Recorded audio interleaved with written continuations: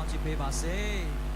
ခုချိန်မှာကျွန်တော်တို့အရင်ရင်ခုန်စွာဖြစ်နော်စောင့်မျှော်နေကြတဲ့အချိန်ရောက်ရှိလို့လာပါပြီစစ်စီရဲ့တင်းသူတင်းသားများဟာနှုတ်ကပတ်တော်နားထောင်ရတော့မယ်ဆိုရင်ထိုင်တဲ့နေရာနေမတ်တချပြီးတော့မှအဲ့ဒီနှုတ်ကပတ်တော်ကိုကြိုးဆူကြတဲ့အလျက်အကျင့်ရှိကြတယ်အာမင်ကျွန်တော်နားလည်မယ်လို့ထင်တယ်ဆိုတော့အာမင်အာမင်အာမင်ဒီကနေ့ဖျားရဲ့နှုတ်ကပတ်တော်ဝင်ငါသွားမဲ့ဆရာနဲ့အသုံးပြုမဲ့တာရှင်တော်ဝိညာဉ်တော်ကျွန်တော်လက်ခုပ်သေးလက်ကြိုဆိုကြရအောင်ဟာလေလုယာဟာလေလုယာဟာလေ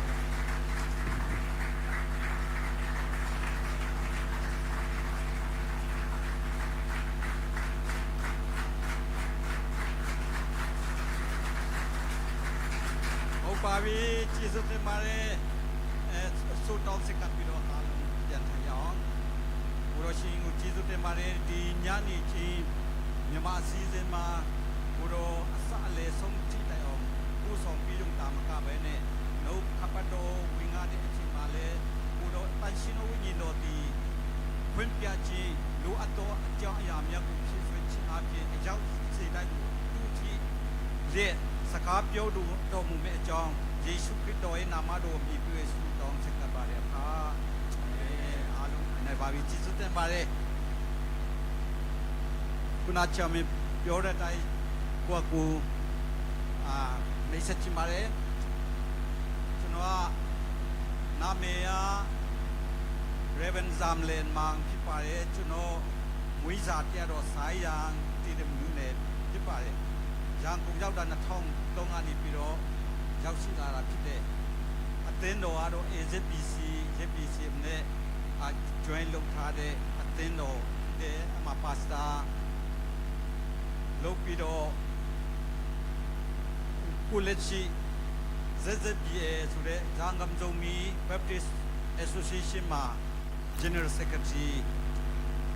ဒုတိယ3နှစ်အခုနောက်ထပ်တက်တန်း second term မှာကျတော့တနစ်ပြီးသွားပြီနောက်နှစ်ကျန်သေးတယ်အဲ့ဒီ GS လို့တူတိုက်ဟာပါပဲဖြစ်ဖြစ်အသင်းတော်ရဲ့အဖွဲ့ချုပ်ရဲ့ယုံကမြေကွက်တော်ရှိတယ်ဒါမှမဟုတ်ယုံအဆောက်အဦအတွက်လိုအပ်တဲ့အတွက်ကြောင့်မလို့အဲယုံအတွက်ဂျမ်ပုံဝေးရှယ်အခါမှာအထွေထွေအတွင်းရေးမှုလုပ်တဲ့လူတိုက်ဟာဦးဆောင်ရမယ်ပြည်တွင်းပြည်ပဂျမ်ပုံဝေးရှယ်မယ်ဆိုတဲ့ဆုံးဖြတ်ချက်နဲ့ကျွန်တော်မနေ့ကနိုဝင်ဘာလတစ်ခေါက်လာသေးတယ်ဒီနေ့လည်းတစ်ခေါက်လာပြီးတော့ခုနချမ်းမင်းပေါ်ပြတဲ့အတိုင်းပဲကျွန်တော်အတင်းတော်ကိုစာပေးလိုက်တယ်အတင်းတော်ကနေပြီးတော့သူတို့ရန်ပုံဝေးပေးနိုင်တဲ့လောက်အဲ့ဒါကျွန်တော်တို့အတင်းတော်အနေနဲ့ကျေးဇူးတင်တယ်နောက်တစ်ခါယုံကြည်သူအားလုံးကအကြောက်တိုက်ပါဝင်နိုင်ဖို့အတွက်ခုနဗိုလ်ချလေးပေးထားတာဖြစ်ပါတယ်ခေါင်းဆောင်စီမာတော့ပြီးတော့ကျွန်တော်လက်ခအတွက်ကောအလူရှင်အတွက်ကော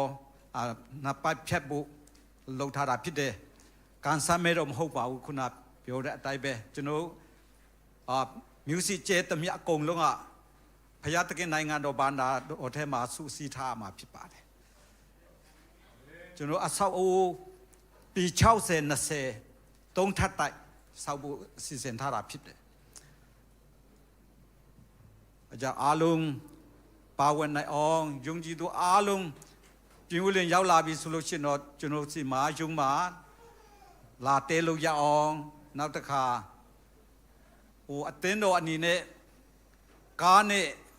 လာပြီးတော့လေးလာရေးခရီးထွက်မယ်ဘုရားဖူးမယ်ဆိုလို့ရှိရင်တော့အချိန်မရွေးဝင်ထွက်လို့ရအောင်ကျွန်တော်အချမ်းအကျယ်ကြီး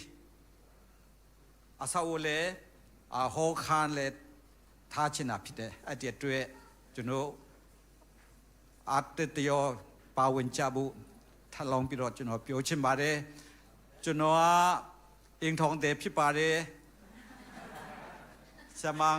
လက်တိမှာပါဆမန်လဲအဇဘီစီမှာပါဝင်ဖို့တဲ့ကျွန်တော်အမျိုးသမီးတော့တောက်လဲမီးပေါ့ဒါမဲ့ပြီးတော့တာမှာသူကကြည်ပြင်းတယ်ရန်ကုန်ရောက်တာသူတို့2000နှစ်လောက်မှရောက်တယ်အတင်းတော်တူတဲ့အခါကျတော့တောက်လဲမင်းနဲ့စားရောင်မီးအင်းထောင်ပြူတာဖြစ်တယ်ဒါအားလဲဖယားခင်ရဲ့ဖိုးစာပစုံပေးတာဖြစ်ပါတယ်လို့ကျွန်တော်ဆုတောင်းခြင်းနဲ့ကျွန်တော်အင်းထောင်ပဲရှာတဲ့အခါမှာဖယားသခင်ကပေးထားတဲ့အမျိုးသမီးဖြစ်ပါတယ်ခလေး2ယောက်ရှိတယ်အကြီးဆုံးကယောက်ျားလေး12နှစ်ပြည့်သွားပြီအငယ်မတော့10နှစ်ကျော်ပြီကျွန်တော်အသက်ကတော့ဘယ်လောက်ခံမှန်းတာလဲမသိဘူးကျွန်တော်ငယ်ငယ်လေးပဲမှတ်နေတာအခုက90မွေးဆိုတော့တော့စားလို့ရပြီ60ကနေပြီဆိုတာကျွန်တော်ကပြောပြချင်ပါတယ်တရားဆရာတော်ကပြီးခဲ့တဲ့နိုဝင်ဘာလလာတဲ့ခါမှာဖန်ရှာရင်နဲ့ကျွန်တော်တချင်လောက်တော့အစီအစဉ်ပေးပါလို့ပြောထားတယ်ဒီလအတွင်းကျွန်တော်ကလာဖို့အစီအစဉ်ရှိတဲ့ခါကျတော့အားလုံးကပြီးသွားပြီအစီအစဉ်ကဒီကဲရောက်လာတာနဲ့ဆရာကိုထပ်လောင်းပြီးတော့အကြောင်းကြားလိုက်တဲ့အခါမှာကျတော့မြန်မာအစီအစဉ်ရှိတယ်လို့မြန်မာအစီအစဉ်မှာပါဝင်မလားဆိုတဲ့အခါကျပါဝင်မယ်ကျေးဇူးတော်ပဲဆိုတော့ကျွန်တော်လက်ခံလိုက်တယ်ဘုရားသခင်ကျေးဇူးတော်အဖြစ်ဒီနေ့ကျွန်တော်မြန်မာအစီအစဉ်မှာအားလုံးပါဝင်ခွင့်ရတာကျွန်တော်လည်းဗမာလိုပဲဟောကြားရမယ်အစီအစဉ်ဆိုတော့ကျွန်တော်အတွက်လည်းဂျင်းတုံစာဖြစ်နေ excited ဖြစ်နေတယ်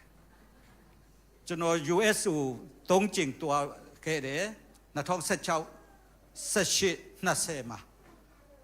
အဲ့တော့ကမြန်မာပြည်လာတဲ့တတိယနိုင်ငံဒီမလေးရှားနေပြီးတော့အိန္ဒိယထိုင်းလင်းကနေပြီးတော့လာရောက်တဲ့တတိယနိုင်ငံလာရောက်တဲ့အမေရိကန်နိုင်ငံရောက်တဲ့လူငယ်တိုင်းကျွန်တော်ကမေးကြည့်တယ်ဒီမှာရောက်လာတာပညာရေးအစအကုန်လုံးဒီမလေးရှားတင်သွားတဲ့ပညာသူရဲ့မာတိကာတွေကCambridge မာတိကာ syllabus နဲ့တူအောင်တင်ထားတယ်ဆိုတော့သူတို့အခက်ခဲမရှိဘူးတို့နည်းနည်းကြီးလာတဲ့ခါကျတော့မြန်မာပြည်ကိုမစ်ရှင်တွားမယ်ဆိုလို့ရှိရင်တော့ဖယားအမှုဆောင်မဟုတ်ရင်တောင်မှမြန်မာပြည်လာတယ်ဆိုတော့မြန်မာစကားတမယ်သူတို့အဲ့လိုတတိချမှတ်ယူထားတဲ့ခါကျတော့ခေါင်းဆောင်ပဲမြန်မာပြည်တွားမယ်ကင်နူအိုးဆောင်လိုက်ပါဒါပေမဲ့ဗမာလူနားမလဲတဲ့အခါကျတော့တော်လေးဒုက္ခရောက်တယ်ဒီမှာကျတော့ဘုရားသခင်ကိုတို့ဝတ်ပြုကိုးကွယ်တဲ့အခါမှာဗမာလူဝတ်ပြုကိုးကွယ်တာအပြင်မှာလဲမြန်မာပြည်လာလို့ရှိရင်အိုးဆောင်ရမယ်စကားပြန်လို့ရမယ်နေရာမှာလဲအတုံးဝင်တဲ့ဒါနိုင်ငံတော်စကားဖြစ်တယ်ဆိုတာလဲကျွန်တော်အားပေးချင်ပါတယ်အဲကြောင့်ဝတ်ပြုကိုးကွယ်တာတော်လေးမုံမြတ်ယုံတာမကပဲနဲ့ပြင်ပလောကမှာအမီရှင်လုပ်တဲ့အခါမှာဒါအရေးကြီးတဲ့အပြောအဆိုမြန်မာစကားဖြစ်တယ်ဆိုတာကျွန်တော်ပြောချင်ပါတယ်ခွန်အားရတဲ့အကြောင်းကျွန်တော်ထပ်ပြီးတော့ဖော်ပြချင်တာဖြစ်တယ်အားလုံးကိုကျေးဇူးတင်တယ်ဒီညနေကျွန်တော်ဆွေးနွေးရမယ်ခေါင်းစဉ်ကတော့ကျော်ရွေးချယ်ထားတာအိပါဝိနာဂုမနာဘုကိမ်မြန်မာလိုကျွေဝပြည့်စုံတော့ကေတင်ချင်းအဲ့လိုပဲကျွန်တော်ဘာသာပြန်လိုက်တယ်မီဒီယာဖွဲ့ရစကရင်ကနေပြီးတော့ရှင်ယောဟန်ခရစ်ဝင်အခန်းကြီး4အငယ်24ပြီးလို့ရှင်တော့တေတလောနီဩဝါဒစာပရမဆောင်အခန်းကြီး9အငယ်23 ဒီမှာထုတ်ပြတာဖြစ်တယ်ဟိုရှင်ယောဟန်ဟိုအရင်ဖတ်ကြရအောင်အားလုံးမြင်ရလားမသိဘူးဗျဟုတ်ပြီရှင်ယောဟန်ခရစ်ဝင်အခန်းကြီး4အငယ်24အဲ့ဒါရင်ဖတ်ရအောင်ဟုတ်ပြီ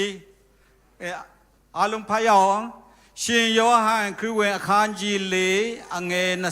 24ဘုရားသခင်သည်နာဝိညာဉ်ဖြစ်တော်မူ၏ဘုရားသခင်ကိုကိုးကွယ်သောသူတို့သည်နာဝိညာဉ်နှင့်၎င်းသစ္စာနှင့်၎င်းကိုးကွယ်ရမည်ဟုမိန့်တော်မူ၏ခဏဒီမှာ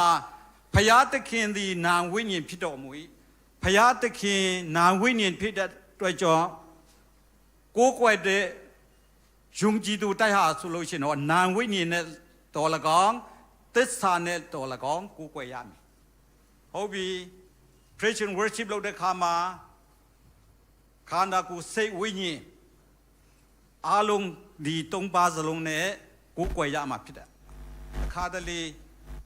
နာဝိညာဉ်မပါဘဲနဲ့ကိုးကွယ်တဲ့အချိန်ရှိတဲ့ခါကျတော့ကျွန်တော်ဝတ်ပြုကိုးကွယ်ခြင်းဟာဘုရားသခင်စီမရောက်ဘဲနဲ့ဒီလောကအရာပေါ်မှာပဲတခါတလေပျော်ရွှင်မှုတဘောနဲ့အလဟတာအချင်းဖြစ်သွားတာကိုကြုံတွေ့ရတယ်ဆိုတာကျွန်တော်ဖော်ပြချင်ပါတယ်ဒုတိယကျမ်းပိုက်ကိုဖတ်ရအောင်တစ်တဲ့ခန်းကြီး9ငယ်23ငင်တက်ကြီးအရှင်ဘုရားသခင်ကိုတော်တိုင်လေတင်တို့ကိုအကုန်အစင်တန်ရှင်းစီတော်မူပါစီတော်ငါတို့တခိပြီးတော့လာတော်မူသောအခါတင်တို့ဤကိုခန္ဓာစိတ်ဝိညာဉ်အပေါင်းကိုအပိတင်ခွင့်နဲ့လွတ်စီခြင်းကဆောင်မတော်မူပါစီတော်ခန္ဓာကိုစိတ်ဝိညာဉ်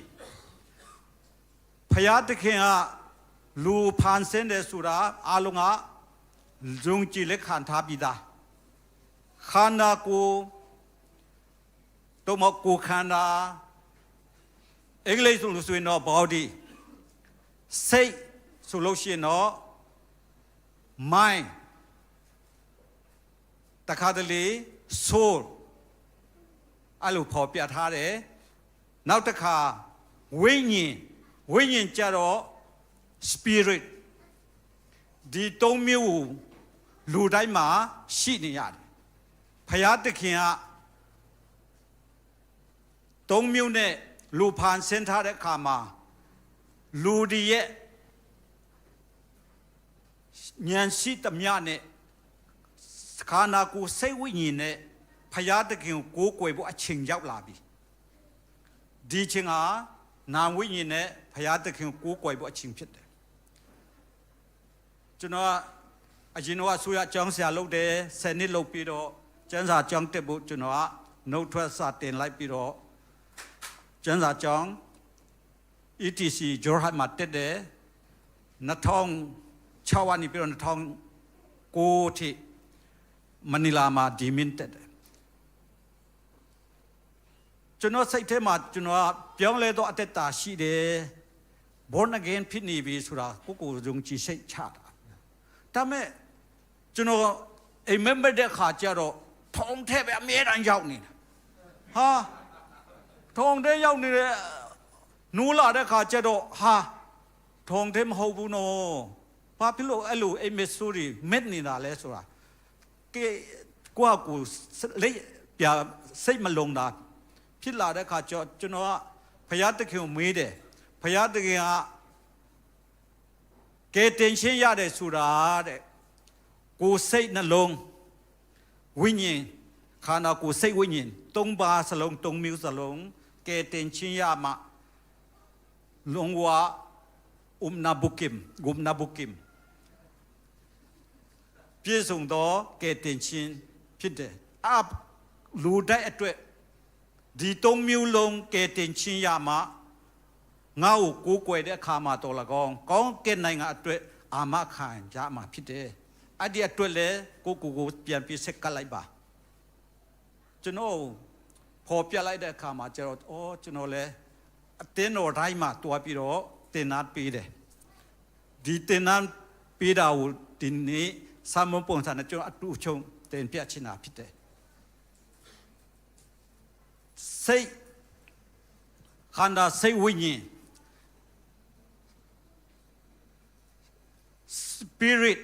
နဲ့အရင်စမယ်ဆိုရင်တော့ Greek မှာ pneuma ဆိုတာဒီလေနဲ့ပတ်သက်တဲ့ဟာအသက်နဲ့ဆိုင်တဲ့အရာအလုံးရှူတွင်းရှူထုတ်တဲ့အရာအလုံးကို pneuma Greek လို pneuma စကလုံးကနေပြီးတော့သူတို့က adopted လုပ်လိုက်တယ်အင်္ဂလိပ်လိုနဲ့ pneumonia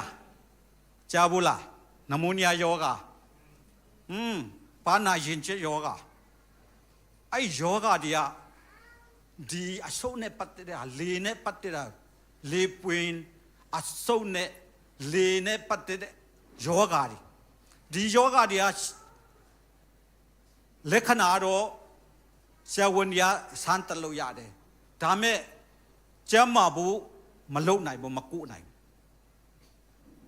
ဒီနျူမာနဲ့လေနဲ့ပတ်သက်တဲ့ဟာအဆုတ်နဲ့ပတ်သက်တဲ့ပါနာရင်ကျက်ဒါမဲ့လက္ခဏာတည်တယ်တက်တောင်တော့ကုလို့ရတယ်ဒါမဲ့ပျောက်အောင်အဲ့ဒီယောဂပျောက်အောင်မကုနိုင်ဘူးဟုတ်ပြီခန္ဓာကိုယ် body နဲ့ပတ်သက်တာသူတို့ဆိုမာ Greek လိုဆိုမာဒီဆိုမာခန္ဓာကိုယ်နဲ့ပတ်သက်တဲ့ဟာကြတော့ဒီမှာကိုလေအင်္ဂါအာယုံ၅ပါးနဲ့ခံစားရတဲ့အရာအလုံးဒီမှာလက်ခံနဲ့ပြီးလို့ရှိရင်တော့ဒီ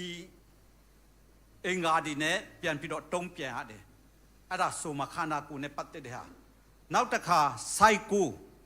စိတ်နဲ့ပတ်သက်တဲ့ဟာ Greek လို psyche အင်္ဂလိပ်လို psychology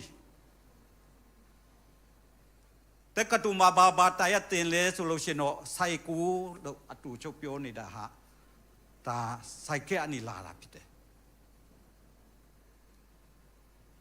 အဲ့ psycho နဲ့ပတ်သက်တဲ့အရာဟာဆိုလို့ရှိရင်တော့စိတ်နဲ့ပတ်သက်တဲ့အရာဖြစ်တဲ့အတွက်ကြောင့်မို့အာယုံ၅ပါးနဲ့ပတ်သက်တဲ့ဟာကျွန်တော်ကဒီနေ့ပူတယ်တို့မဟုတ်မီးကိုကြိုင်မိလို့လက်ကလောင်တယ်ဆိုလို့ရှိရင်တော့အာယုံငါဘယ်ပို့လိုက်လဲဆိုတော့စိတ်ဒီအုံနောက်ကိုပို့လိုက်တဲ့ခါမှာကျတော့မိုင်းကိုပို့လိုက်တဲ့ခါမှာကျတော့ तू ကဆုံးဖြတ်ချက်ပေးလိုက်တယ်အေးပူတယ်ဆိုတော့ကိုခန္ဓာပေါ်မှာအေးဆုံးနေရဘယ်မှာလဲဆိုတာ तू ကချက်ချင်းတည်ပို့လိုက်တယ်နရွက်အဖျားလေးကိုကြိုင်လိုက်ရတော့မဟုတ်တာပေါ့အဲ့လိုလုပ်ကိုတာအဲ့ဒါစိတ်နဲ့ခန္ဓာကိုဆိုးမှာအဆက်တွေရှိနေတာဒီမှာလူတိုင်းသိတယ်ဆရာဝန်များလည်းသိတယ်ဆရာဝန်များလည်းဒီ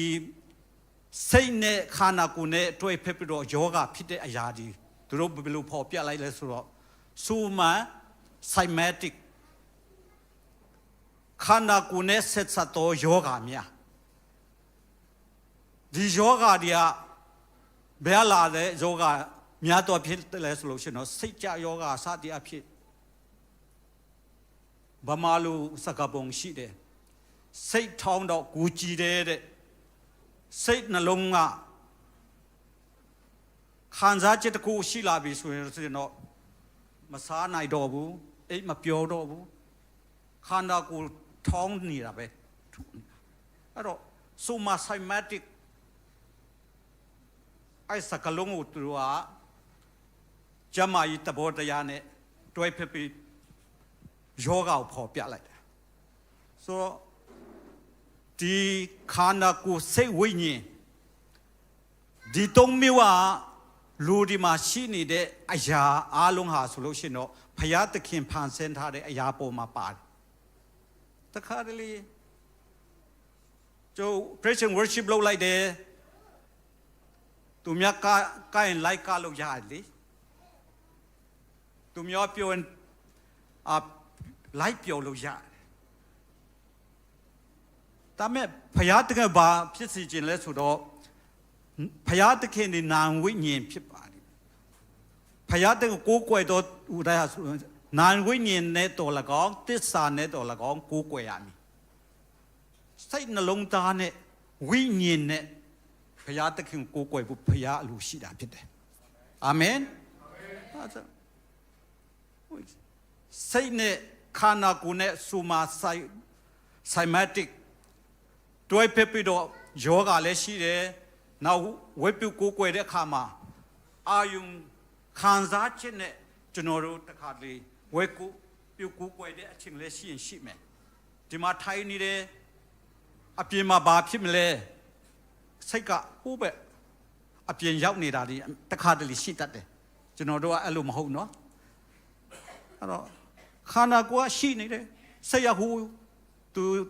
တွားခြင်းတဲ့နေရာတွားနေတာပဲဒါမဲ့ဒီတခုကိုလှုပ်လိုက်ပြီဆိုလို့ရှိရင်တော့ဟိုဘက်ကကလေးစောနေလို့လဲကြွားပြီဆိုလို့ရှိရင်အတန်ကြားလိုက်တာနဲ့ဟိုဘက်ကိုကြည့်လိုက်တာအတန်ကြားတာလဲဒီစိတ်ကနေပြီးတော့ဆုံးဖြတ်ချက်ပေးလိုက်တာ။အော်ကလေးတွေဟိုမှာစောနေလို့လဲကြနေလို့အာကြည့်ခိုင်းလိုက်တယ်။မျက်စိကလည်းသဘောတူပြီးတော့လိုက်ကြည့်နေတာ။စိတ်နဲ့ခန္ဓာကိုယ်နဲ့အမြဲတမ်းတွင်တွဲနေတာများတော့အဖြစ်ဖယားတကယ်သူပေးထားတဲ့ခန္ဓာကိုယ်စိတ်ဝိညာဉ်အသက်ဝိညာဉ်ဇီဝအသက်သူအမှုတ်သွင်းပေးထားတယ်မုတ်သွင်းပေးထားတဲ့ဒီအသက်ခါဆိုလို့ရှိရင်တော့လူဒီရဲ့အသက်ဝိညာဉ်ဖြစ်လာတယ်ဖယားတခင်နဲ့ပုံတရန်တူတဲ့အရာပေါ်မှာလဲသူရဲ့ဝိညာဉ်ကိုလူတိုင်းရရှိလို့သူနဲ့တရန်တူတယ်နောက်တစ်ခါချစ်ချင်းမေတ္တာလည်းရှိတယ်ဖယားသခင်ဒီချစ်ချင်းမေတ္တာဖြစ်တော်မူ၏ဆိုတဲ့အတိုင်းပဲဖယားသခင်ဆရာလာတဲ့ချစ်ချင်းမေတ္တာဒီချစ်ချင်းမေတ္တာနဲ့လူတိုင်းချစ်တယ်ဆိုလို့ရှိရင်တော့ဖယားသခင်ရဲ့ပုံတတာနဲ့တူတာဖြစ်တယ်ဟာလေလုယာဒါကြောင့်မလို့ဒီညနေအဓိကကျွန်တော်ပြောချင်တာပါလဲဆိုလို့ရှိရင်တော့နာဝိညာဉ်နဲ့ဖယားသခင်ကိုကိုးကွယ်ဖို့ဒါအရေးကြီးတယ်ဒေသနာထဲမှာပါဖော်ပြထားလဲဆိုလို့ရှိရင်တော့ဟိုနာရီတို့ဘာတို့မှကျွန်တော်ဖတ်နေကြကျမ်းပိုက်တွေရှိမှာအဲ့ကျမ်းပိုက်မှာပါလဲဆိုတော့ဒီဝိညာဉ်ဟာဆိုလို့ရှိရင်တော့ဖန်ဆင်းရှင်စီကလာတာဖြစ်တယ်တဲ့အသက်ဝိညာဉ်ဟာဆိုလို့ဖန်ဆင်းရှင်သူပြန်ပြီးတော့တွားမှာဖြစ်တယ်ဒီခန္ဓာကိုယ်တော့မြည်ကြီးနဲ့ဖန်ဆင်းထားတဲ့အတွက်ကြောင့်မြည်ကြီးကိုကြွအစင်မှာဖြစ်တယ်တဲ့ဒါကြောင့်မို့ဖယားသခင်ကသူ့ပုံတနာနဲ့တူတဲ့အသက်ဝိညာဉ်ပဲဒီကတာမိုးထားတာဖြစ်တယ်သူကနာဝိညာဉ်ဖြစ်တယ်သူပေးထားတဲ့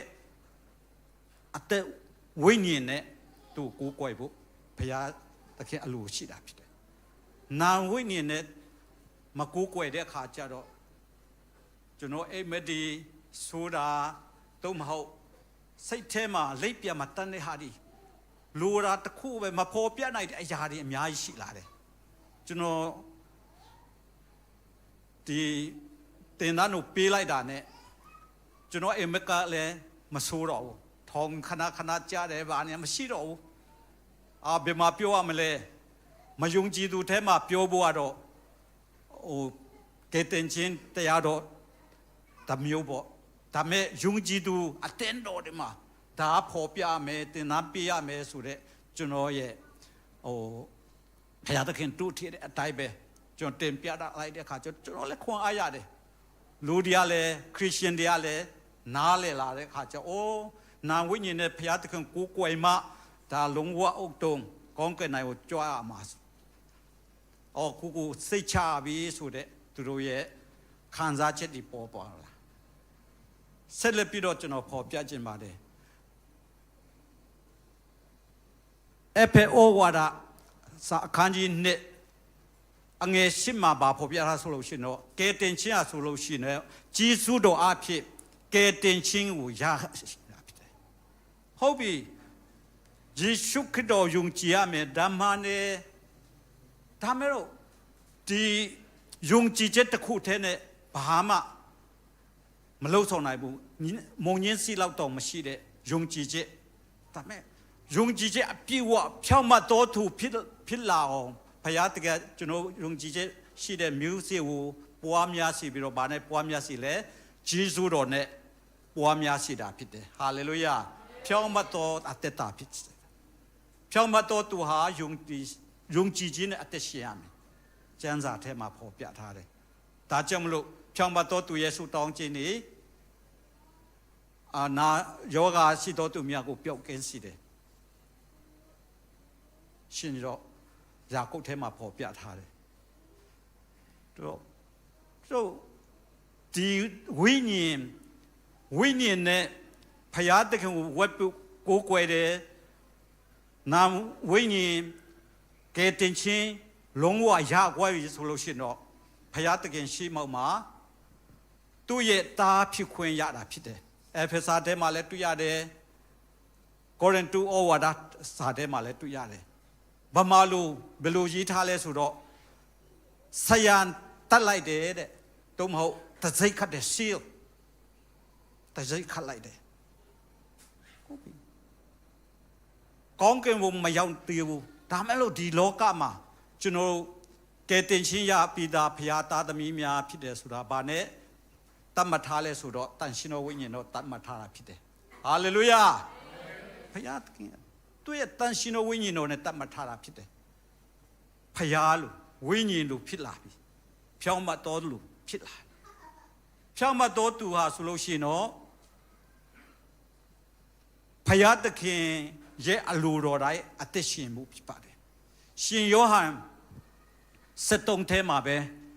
ဖတ်ကြည့်မယ်ဆိုလို့ရှိရင်တော့ငါ့ကိုယုံကြည်တော်သူအပေါင်းတော့ငါ့ကိုချစ်တော်သူတိုင်းဟာတဲ့ငါရဲ့ပြည့်ညတ်တော်တိုင်းအသက်ရှင်ရမယ်ဖယားလူဝိညာဉ်လူဖြစ်လာပြီဆိုလို့ရှိရင်တော့ဖယားသခင်နှုတ်ခတ်ပတ်တော်တိုင်းအသက်ရှင်ရမယ်ငါ့ကိုချစ်တယ်ဆိုရင်ငါပြည့်ညတ်တော်ကိုလိုက်နာရမယ်ဆောက်ရှောက်ရမယ်ဆောက်ရှောက်ရမယ်ဟုတ်ပြီ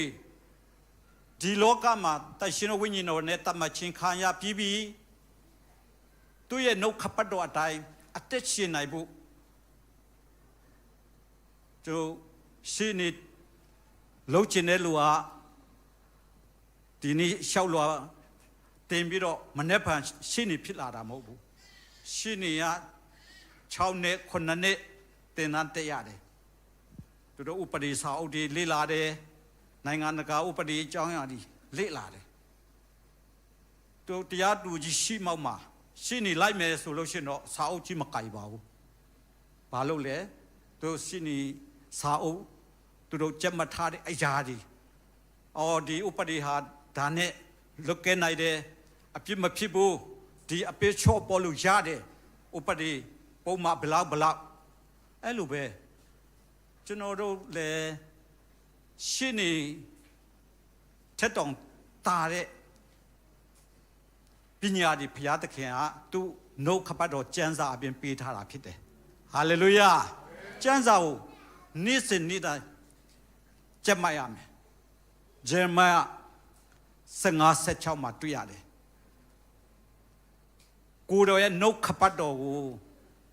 အစာတိုင်းပဲနေ့စဉ်နေ့တိုင်းဖတ်ရှုပါ၏တဲ့ဟုတ်ပြီကိုယ့်ရဲ့အသက်ရှင်မှုအစာရေစာနေတိုင်းစားတယ်နှုတ်ခပတ်တော်လဲကိုယ့်ရဲ့အသက်ဝိညာဉ်အစာအတွက်အမြဲတမ်းဖတ်မယ်ဒီနေ့ဖတ်လိုက်တယ်မမှတ်မိဘူးနေပါစေဖတ်ကိုဖတ်မယ်မမမိရင်တော်မှလိုအပ်တဲ့အချိန်ကြာမှဘုရားသခင်ကဖော်ပြပေးတာဖြစ်တယ်ဟာလေလုယာငါ့ဝင်ခံတော်သူများကိုငါလည်းငါဖခမဲတော်ရှိမောက်မှာဝန်ခံမယ်ငါ့ညင်းပယ်တော်သူလို့ချင်တော့ငါခမဲတော်ရှိမှာငါညင်းပယ်မယ်ဘာဖြစ်လို့လဲနှုတ်ခပတ်တော်နဲ့ အသက်ရှင်တဲ့အစာရေစာလုံးနေ့စဉ်နေ့တိုင်းဖတ်ထားတဲ့ယုံကြည်သူအားလုံးရဲ့အသက်တာမှာဆိုလို့ရှိရင်တော့နှုတ်ခပတ်တော်နဲ့ပြေဝတာနှုတ်ခပတ်တော်တူလောင်ထားတယ်ဒီနှုတ်ခပတ်တော်ကိုဘယ်မှာအသုံးပြုမလဲအော်ဂျမ်ပိုက်ဆာလန်119မြောက်တော့ဆာလန်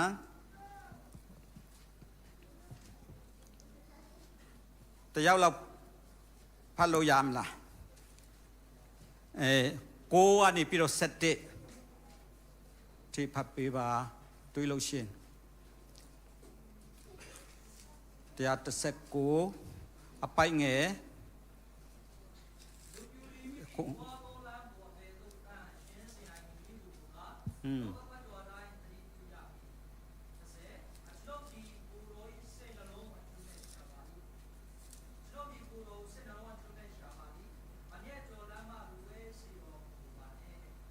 ဟုတ်ပြီကျေးဇူးတင်ပါတယ်ဒီမှာလူပြူသည်မိမိတွားတော်လမ်းကိုအဘယ်သို့တန့်ရှင်းစေနိုင်ပါမည်နည်းလူပြူဆိုတာလူပြူဟာဆိုလို့ရှိရင်တော့စိတ်မြန်တယ်အပြောင်းလဲမြန်တယ်ဒါမဲ့ယုံကြည်သူတိုင်းကိုပြောချင်တာဖြစ်တယ်ယုံကြည်သူတိုင်းဟာဆိုလို့ရှိရင်တော့သူ့ရဲ့ခန္ဓာကိုယ်တန့်ရှင်းဖို့စေလိတ်တောက်တာမူရစီဝါအသုံးပြုတဲ့အရာတွေဒါတွေကိုရှောင်နိုင်ဖို့ဘာနဲ့ရှောင်ရမလဲကိုယ့်ရဲ့တန်ရှင်းဖို့အတွက်နှုတ်ခပတ်တော်နဲ့ပဲအသက်ရှင်ရမယ်ဒါနဲ့ပဲတန်ရှင်းလို့ရတယ်တဲ့ကျွန်တော်အကူကြီးတရားအကူတက်80ကျော်ရှိပြီကျွန်တော်စာတိုက်မိုးနဲ့သူကပင်စင်ယူထားပြီးသူကစာတိုက်မှာအလုံးလုံးရင်းနေပဲဆေးလိတ်တောက်တယ်ဆေးငုံတယ်တွေးဖို့မွမ်းတယ်အရက်လက်တောက်တတ်တယ်ဆေးလိတ်နဲ့ဆေးငုံတာသူကပြိုက်တူလောက်တတ်တယ်ဆေးလိတ်မီးမပြတ်ဘူးမငြိမ်းဘူးဟိုကလည်းဆေးလဲငုံရင်းနေပဲအဲ့ဒါတွေတွဲဖက်ပြီးတော့စကားပြောရင်လည်းအေးဆေးပဲဟိုကမဟာမပြတ်ဘူးအဲ့လောက်ထိတော့ကျွမ်းတာ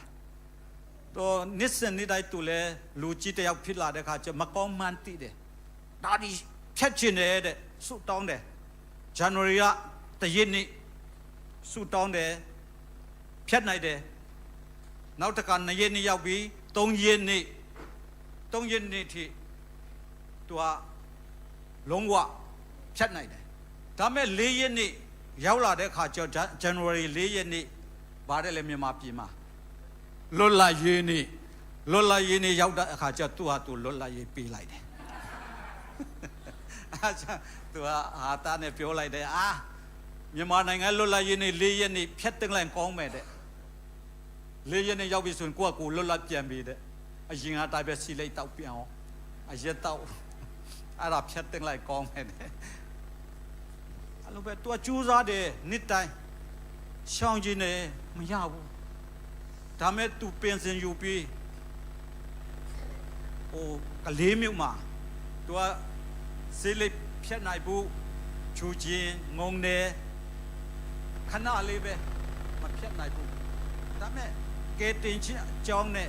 တန်ရှင်တော်ဝိညာဉ်တော်အားဖြင့်ဘာမဆိုတတ်နိုင်တယ်ဖြတ်နိုင်တယ်ဆိုတဲ့အရာလေးတွေကျွန်တော်တွင်တင်ပေးတယ်တီးတယ်ဒါမဲ့မဖြတ်နိုင်ဘူးအမေကကြိုးစားတယ်မရဘူးတဲ့ဒါမဲ့နောက်ဆုံးသူလဲသူစက်ကတ်ထားတယ်ကျွန်တော်တို့ကလည်းဆူတောင်းပေးတယ်အခုအတက်က80ကျော်ပြီအရက်ဆေးလေးတွေးဖို့ငုံတာဒီအကုန်လုံးပြတ်ပြလိုက်တယ်ဘာကြောင့်လဲဆိုတော့တန်ရှင်တော်ဝိညာဉ်တော်အားဖယားတခင်တို့ခပ်ပတ်တော်အဖြစ်တန်ရှင်နိုင်တာဖြစ်တယ်ဟာလေလုယာ let's go ပြီးတော့ဖယားကချီးမွမ်းရအောင်ဟာပဲအဲ့ကြောင့်ကိုယ့်ရဲ့တန်ရှင်ရဲ့အတွက်အချပါမှမဟုတ်ပါဘူးဖယားတခင်နှုတ်ခပ်ပတ်တော်အဖြစ်တန်ရှင်လို့ရတာဖြစ်တယ်ဟာလေလုယာနောက်စစ်ဖတ်မယ်ဆိုရင်တော့ ဖယားတကယ်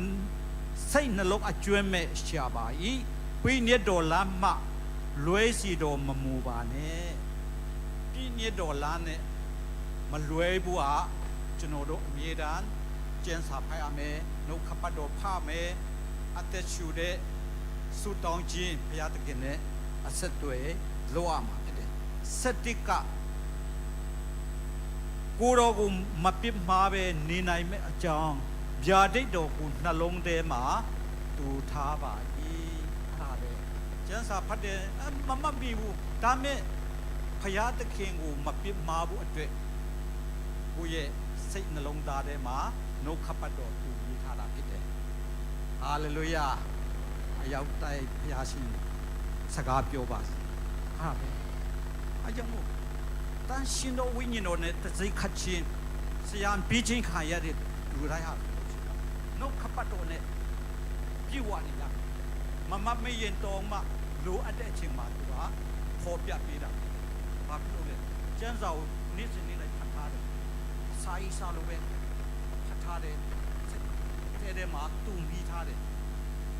လိုအပ်လို့ရှင်တော့ဟိုသူတို့ခရီးတွားတယ်ဘာသာလည်းမလိုက်တော့ဘူးနောက်ကျန်းစာကိုလည်းမပါဘူးလက်ပလာကြီးနဲ့ဟိုစုံစမ်းနှောင်းရှစ်ချင်းလည်းဖြစ်ဖြစ်ကောင်းတာဆိုတာတွင်တွဲတယ်ဘယ်ဟာရွေးမလဲ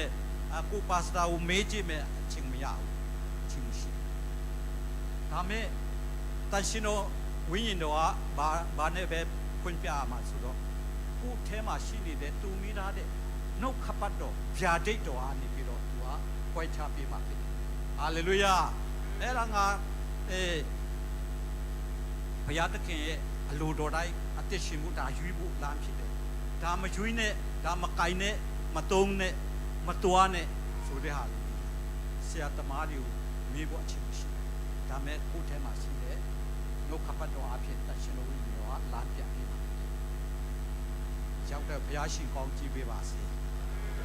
ဒါကြောင့်လို့ကျုပ်ကောင်းကင်နိုင်ငံမှာတဒုတမီမင်္ဂလာဆောင်ပွဲရှိတဲ့အခါမှာဖိတ်စာပေးတယ်မပေးတော့ကျုပ်တန်ရှင်တော်ဝိညာဉ်တော်အဖြစ်တတ်မှတ်ထားတဲ့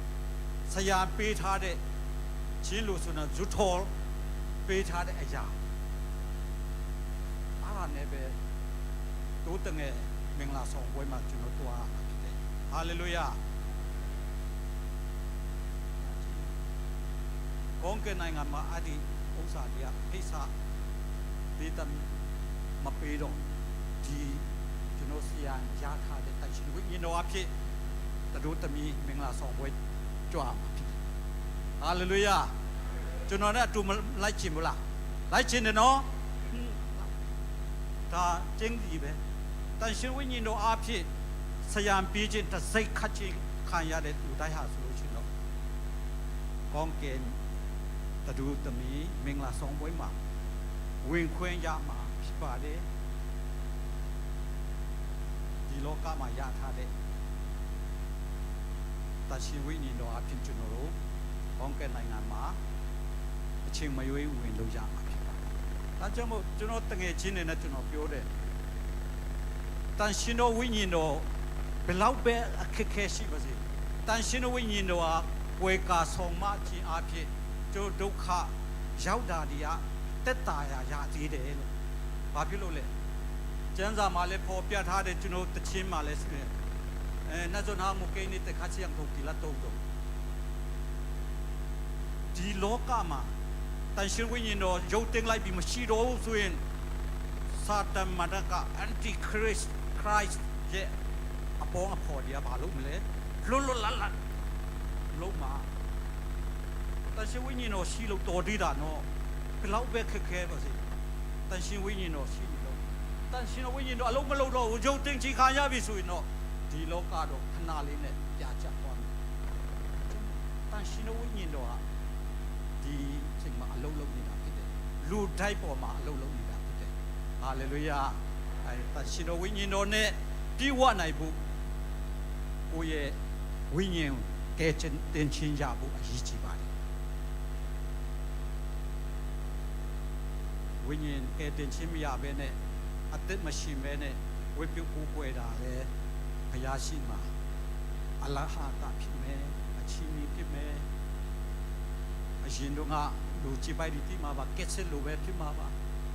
ကက်ဆက်ဒီမှာဖွင့်လိုက်အချင်းကောင်းကောင်း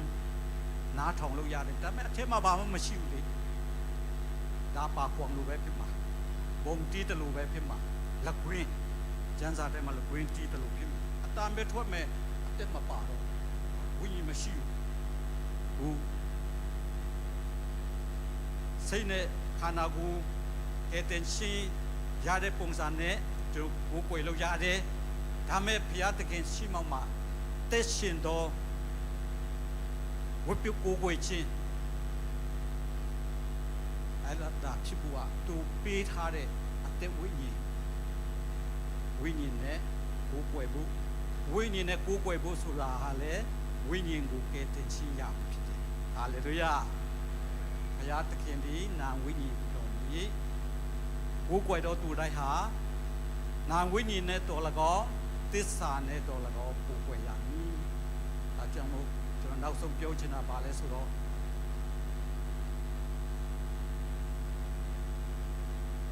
ယေရှုခရစ်တော်ကိုယ်တိုင်ကပြောလဲဆိုတော့လူရဲ့ခန္ဓာကိုယ်တပ်ပြီးတော့အပေငရဲထဲမှာသူ့ရဲ့ဝိညာဉ်မတတ်နိုင်တဲ့လူမကြောက်နဲ့တဲ့စာတန်မကြောက်နဲ့စာတန်တော့လုံနိုင်တယ်လေကူးမယ်တတ်မယ်လိမ့်မယ်သူလုံနိုင်တယ်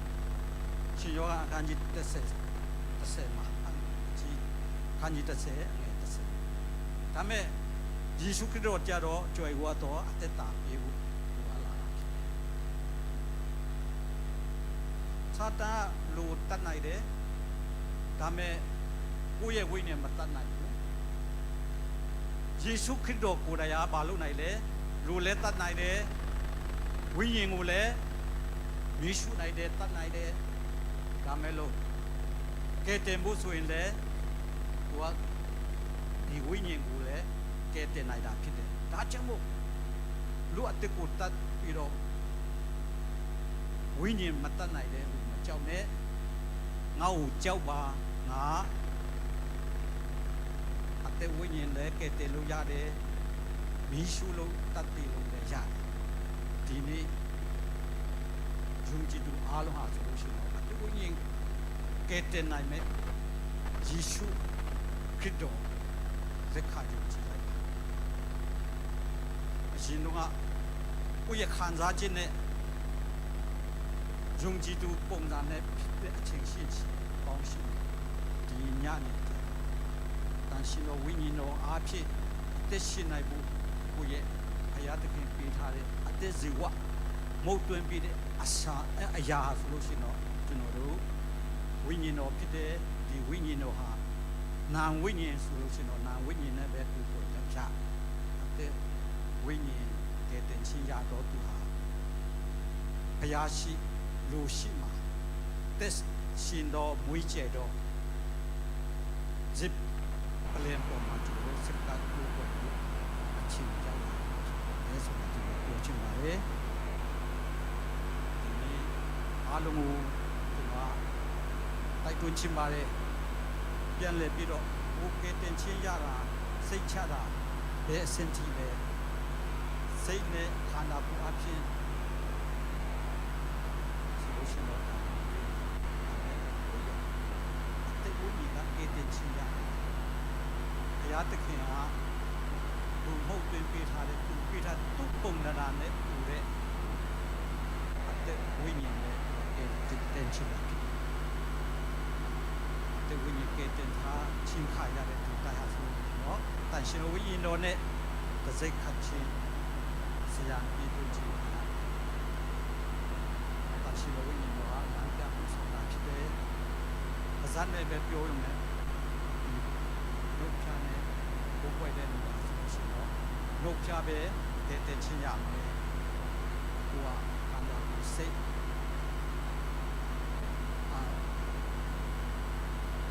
ခုနကျွန်တော်အကြတော့တဲ့ခန္ဓာကိုယ်စိတ်ဝိညာဉ်အားလုံးဟာဆိုလို့ရှိရင်ကောင်းကင်နိုင်ငံ ရောက်နိုင်တဲ့တခြင်းတာကဒီနေ့အဆုံးဖြတ်တော့မဟုတ်စက်ကပ်အချင်းဖြစ်ပါလေဒါမှသာကောင်းကင်နိုင်ငံအတွက်ကဲတင်ချင်းစိတ်ချရမယ်အချင်းဖြစ်ပါလေဟာလေလုယာအရောက်တိုက်ကိုဘုရားရှင်ကောင်းကြည့်ပေးပါစေအားလုံးကျေးဇူးတင်ပါတယ်ဟို Christian worship အနေပြီးတော့ဦးဆောင်ပြီးတော့တခြင်းတပုတ်ဆိုမဲ့ပြီးလို့ဆိုတော့အဆုံးသတ်ဆုတောင်းကြအောင်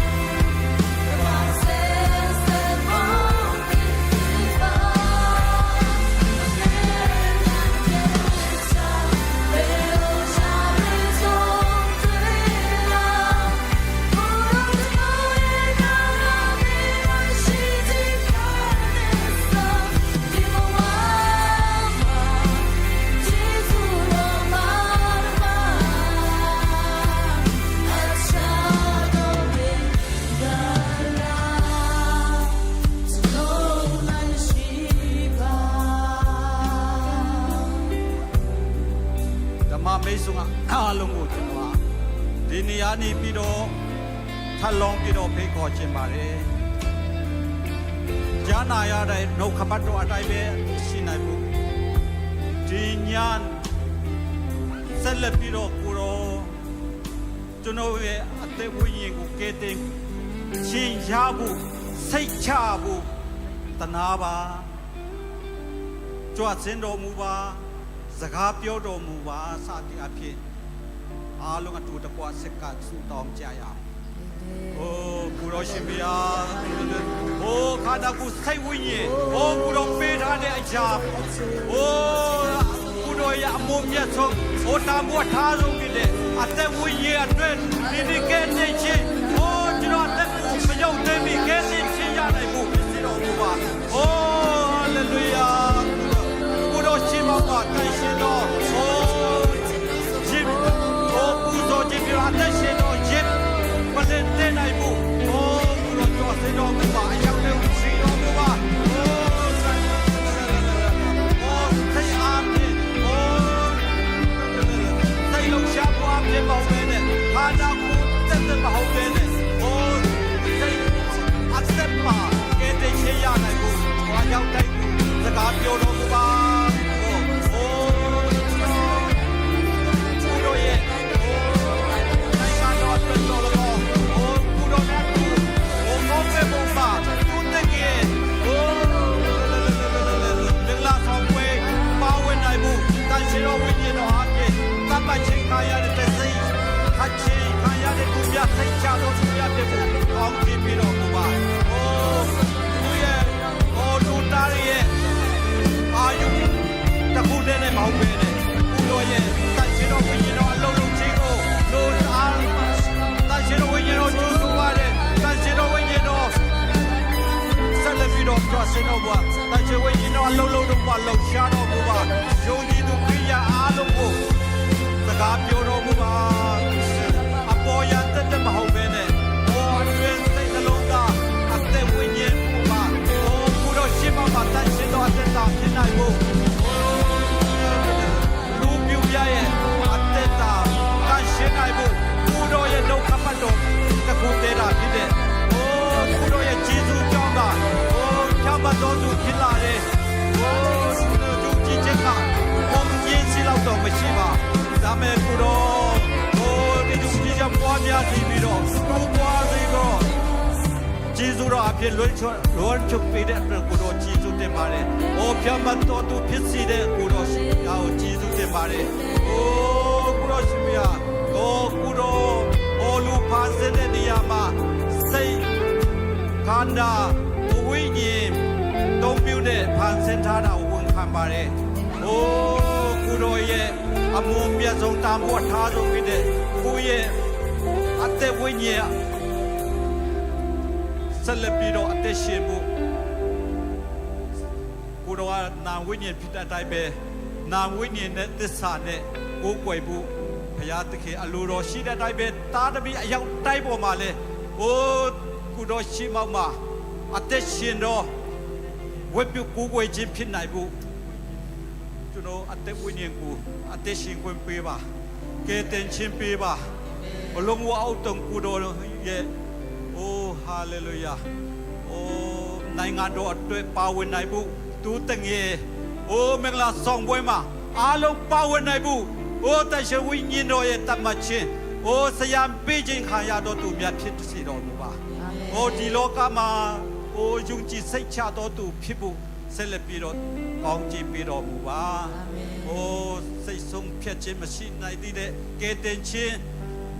မရသေးတဲ့သူများရှိလဲကိုတော့တန်ရှိတော်ဝိညာဉ်တော်ပဲအလုံးလုံးတော်မူပါပြောင်းလဲစီတော်မူပါဟိုတို့ရဲ့အတ္တတာမှာလဲကိုတို့ရဲ့အလိုတော်တိုင်းနှုတ်ခပတ်တော်အတိုင်းတန်ရှင်းနိုင်ဖို့ဆက်လက်ပြီးတော့အသက်ရှင်နိုင်ဖို့တန်ရှင်းတော်ဝိညာဉ်တော်ပဲလမ်းပြဖို့ဆောင်တော်မူပါတို့ဒီနေ့ဝိပုစီဝေအစလဲဆုံးချတိုင်အောင်ကိုတော်ပူဆောင်ပြီးတွားတဲ့အတွက်ကိုတော်ကြီးစုတင်ပါတယ်။အိုးညနေမှာအိုးဝပြုကိုကိုတဲ့ရတဲ့မှာယောဂအာစနင်း မအေးမတာဖြစ်တဲ့သူတိုင်းပေါ်မှာလဲကျမ်းမာခြင်းအခွင့်ပေးတော်မူပါအာမင်အိုးဟာလေချုံတော်ကြီးအတီးတူကြီးရှိတော့ဖီးလို့ပေးပါတယ်အိုးလွတ်မြောက်ခြင်းပေးတော်မူပါအိုးအတင်းတော်တိုင်းအားလုံးရဲ့လုပ်ငန်းဆောင်တာတီးတီးမှာလဲဆက်လက်ပြီးတော့ကောင်းချီးပေးတော်မူပါအိုးအလုံးမရှိတော့သူများကိုလည်းအလုံးပေးတော်မူပါအိုးလုပ်ငန်းခွင်မှာကိုရောရဲ့မျက်နှာตาရတော်သူများဖြစ်စေတော်မူပါအိုးဝိပုကိုကိုတဲ့ချင်းတိုင်းမှာလည်းပါဝင်နိုင်ဖို့ကိုရောလမ်းပြဖို့ဆောင်လေကိုရောရဲ့အထံတော်ပါမလာတဲ့ကျမ်းမာခြင်းစိတ်ဝိညာဉ်ခန္ဓာသုံးမျိုးစလုံးကျမ်းမာတော်သူများဖြစ်စေတော်မူပါဝိပုကိုကိုတော်နေရာမှာလည်းအသက်ရှင်တော်အသက်ဝိညာဉ်ကဲ့တဲ့ခြင်းရထားသောယုံကြည်သူများတိုးပွားစေတော်မူပါဒီအသင်းတော်အနေစာပြုပြီးမလေးရှားတန်နိုင်ငံလုံးမလေးရှားမကဘဲနဲ့ကဘာဆုံးတဲ့ထိုင်အောင်ဘုရားရဲ့တက်သိများဖြစ်စေတော်မူပါဘုရားတာသမီတို့ရောက်လေတိုင်းမှာလဲကိုတော်ရဲ့ဘုံတော်ထင်ရှားစီတော်သူများဖြစ်စေတော်မူပါโอ้กูเราจีสุเตเลสุดองเดคามาเลกูโดเนตูบาสโอ้เนี่ยไอ้จริงเดไอ้เดคามาตัวละกองอโลโลเดคามาตัวละกองเว้นทวตัวละเดเชิงได้มาเลกูโดตูบาสิโลมาโอโลกายซาโลกายอเลนพิสิโลมาโอ้เตชินโดซาพิสิโลมาโอ้ตูมีอันด้วยกองจีพิสิโลมาญาณายาเดนขับปตัวไตเบเตชินายบุอภากมีโดยชิชิมิตาเยซูคริสต์โดยเกจิชินจิซุโรติยาเนตันชินวิญญาณโดยลานပြปูสองกวยกาชิตีตีโดดียันนีมาสายเตนโดอโปนายเซเลปีโดติชิตินิบาสิตติอาเมน